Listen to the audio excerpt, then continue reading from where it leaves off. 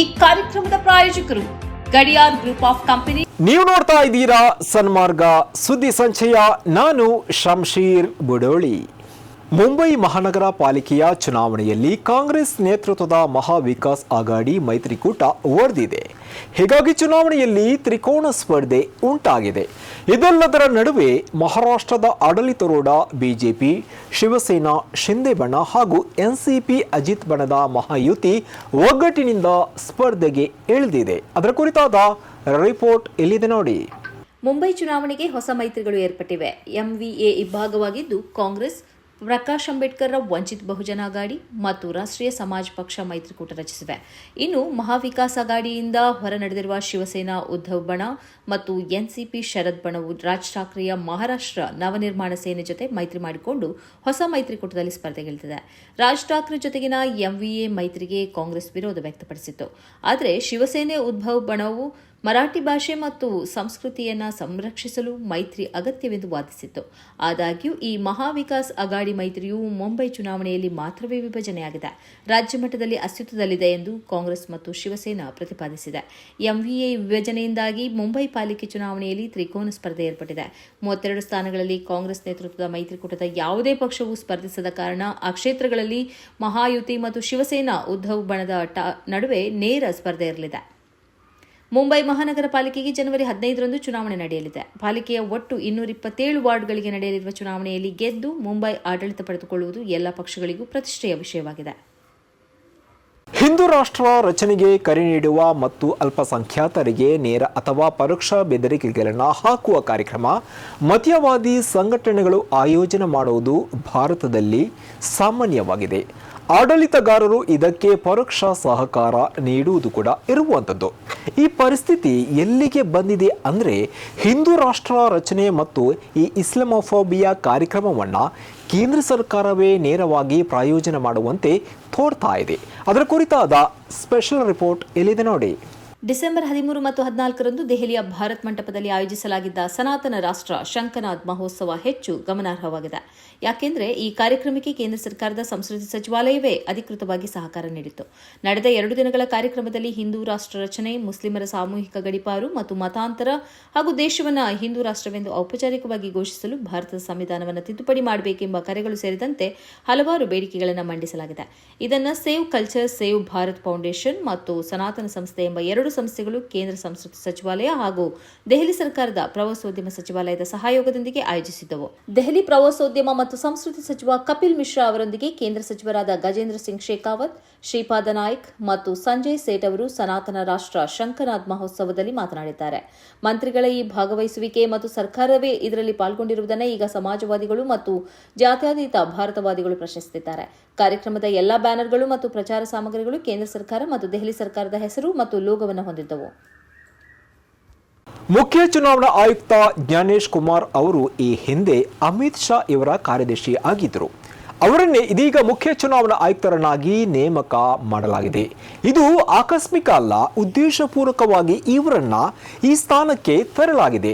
ದೇಶವನ್ನ ನಾಶ ಮಾಡುವಂತಹ ಉದ್ದೇಶವೇ ಇದರ ಹಿಂದೆ ಇದೆ ಎಂದು ತೃಣಮೂಲ ಕಾಂಗ್ರೆಸ್ಸಿನ ನಾಯಕ ಅಭಿಷೇಕ್ ಬ್ಯಾನರ್ಜಿ ಒಂದು ಗಂಭೀರವಾಗಿ ಆರೋಪವನ್ನ ಮಾಡಿದ್ದಾರೆ.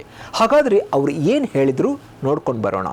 ಜ್ಞಾನೇಶ್ ಕುಮಾರ್ ಅವರು ನಿಯಮದ ಪ್ರಕಾರ ಈ ಹಂತಕ್ಕೆ ಬಂದಿಲ್ಲ. ಅವರು ನುಸುಳುಕೋರರಾಗಿದ್ದಾರೆ. ಸಂವಿಧಾನವನ್ನ ನಾಶ ಮಾಡುವುದೇ ಇವರಿಗೆ ನೀಡಿರುವ ಹೊಣೆಗಾರಿಕೆ. ಸಾಂವಿಧಾನಿಕ ಸಂಸ್ಥೆಗಳನ್ನು ಧ್ವಂಸ ಮಾಡುವುದು, ಪ್ರಜಾತಂತ್ರವನ್ನ ನಾಶ ಮಾಡುವುದು, ರಿಪಬ್ಲಿಕ್ನ ಮೂಲಾಧಾರವನ್ನೇ ಹೈಜಾಕ್ ಮಾಡುವುದು ಇವುಗಳೇ ಇವರ ಹೊಣೆಗಾರಿಕೆಯಾಗಿದೆ ಎಂದು ಅಭಿಷೇಕ್ ಬ್ಯಾನರ್ಜಿ ಹೇಳಿದ್ದಾರೆ.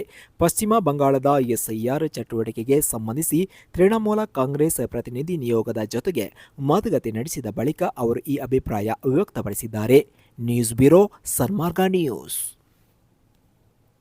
ಹೊಸ ವರ್ಷವನ್ನ ಮದ್ಯದ ಬದಲು ಹಾಲಿನೊಂದಿಗೆ ಆಚರಿಸುವಂತಹ ಒಂದು ಸಂದೇಶವನ್ನ ರಾಜಸ್ಥಾನದ ರಾಜಧಾನಿ ಜೈಪುರ ಸಾರಿದೆ. ನಗರದಾದ್ಯಂತ 200ಕ್ಕೂ ಹೆಚ್ಚು ಸ್ಥಳಗಳಲ್ಲಿ ಸುಮಾರು 1 ಲಕ್ಷ ಲೀಟರ್ ಹಾಲನ್ನು ವಿತರಿಸಲಾಯಿತು.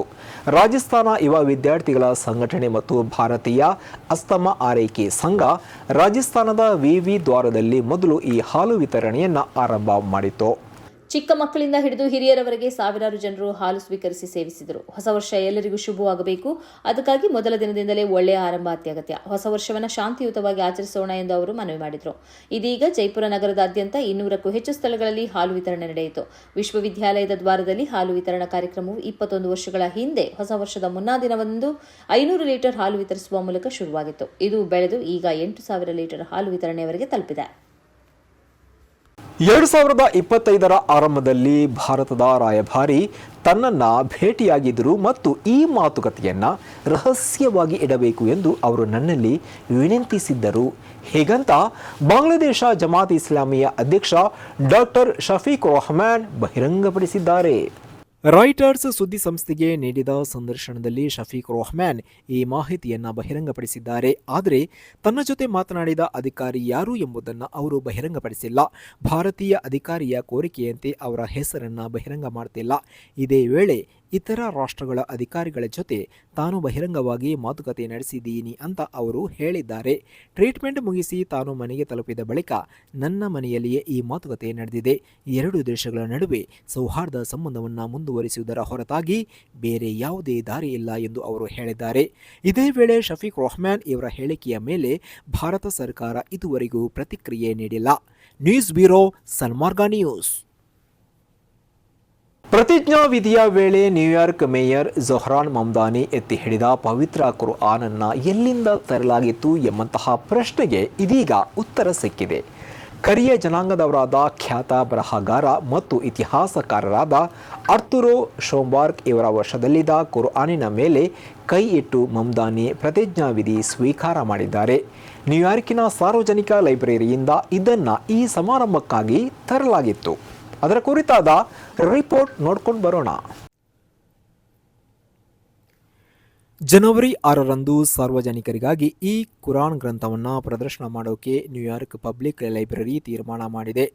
ಈ ಲೈಬ್ರರಿಯು ತನ್ನ 100 ವರ್ಷಗಳ ಸಂಭ್ರಮದಲ್ಲಿದ್ದು, ಇದೇ ಸಂದರ್ಭದಲ್ಲಿ ಈ ಲೈಬ್ರರಿಯಿಂದ ಮಮ್ದಾನಿ ಕುರಾನ್ ತರಿಸಿ ಅದರ ಮೇಲೆ ಪ್ರತಿಜ್ಞಾ ವಿಧಿ ಕೈಗೊಂಡಿದ್ದರು. ಆಫ್ರಿಕನ್ ಲ್ಯಾಟಿನ್ ಮೂಲದವರಾದ ಶೋಂಬಾರ್ಗ್ ಇವರು ಮುಸ್ಲಿಂ ಆಗಿರಲಿಲ್ಲ. ಆದರೆ ಕಪ್ಪು ವರ್ಣೀಯರ ಸಾಂಸ್ಕೃತಿಕ ಮತ್ತು ಧಾರ್ಮಿಕ ವಿವಿಧತೆಯನ್ನು ಜಗತ್ತಿಗೆ ತೋರಿಸುವ ಉದ್ದೇಶದಿಂದ ಅವರು ತನ್ನ ಸಂಗ್ರಹಾಗಾರದಲ್ಲಿ ಕುರಾನ್ ಗ್ರಂಥವನ್ನು ಕೂಡ ಇಟ್ಟುಕೊಂಡಿದ್ದರು. 18 ಅಥವಾ 19ನೇ ಶತಮಾನದಲ್ಲಿ ಇದನ್ನು ಅಚ್ಚು ಹಾಕಲಾಗಿದೆ ಎಂದು ಹೇಳಲಾಗ್ತಾ ಇದೆ.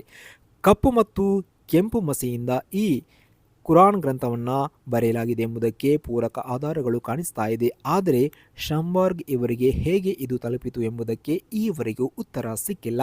ನ್ಯೂಯಾರ್ಕ್ ನಗರದ ಅತಿ ಪ್ರಮುಖ ಸಾರ್ವಜನಿಕ ಲೈಬ್ರರಿ ಕುರಾನನ್ನು ಉಪಯೋಗಿಸಿ ಮೇಯರ್ ಮಮ್ದಾನಿಯವರು ಪ್ರತಿಜ್ಞಾ ವಿಧಿ ಸ್ವೀಕಾರ ಮಾಡಿರುವುದು ನಮಗೆ ಅತೀವ ಸಂತಸವನ್ನು ತಂದಿದೆ ಎಂದು ನ್ಯೂಯಾರ್ಕ್ ಪಬ್ಲಿಕ್ ಲೈಬ್ರರಿಯ ಅಧ್ಯಕ್ಷ ಮತ್ತು ಸಿಇಒ ಆಗಿರುವಂತಹ ಆಂಟನಿ ಡಬ್ಲ್ಯೂ ಮಾರ್ಕ್ಸ್ ಹೇಳಿದ್ದಾರೆ. News bureau, Sanmarga news. ಇದುವೇ ಈ ಹೊತ್ತಿನ ಸನ್ಮಾರ್ಗ ಸುದ್ದಿ ಸಂಚಯ. ನಿರಂತರವಾಗಿ ನೋಡ್ತಾ ಇರಿ ಸನ್ಮಾರ್ಗ ನ್ಯೂಸ್. ಸುದ್ದಿಗಳ ಸಂತೆಯಲ್ಲಿ ಸತ್ಯದ ಮೊಂಬತ್ತಿ.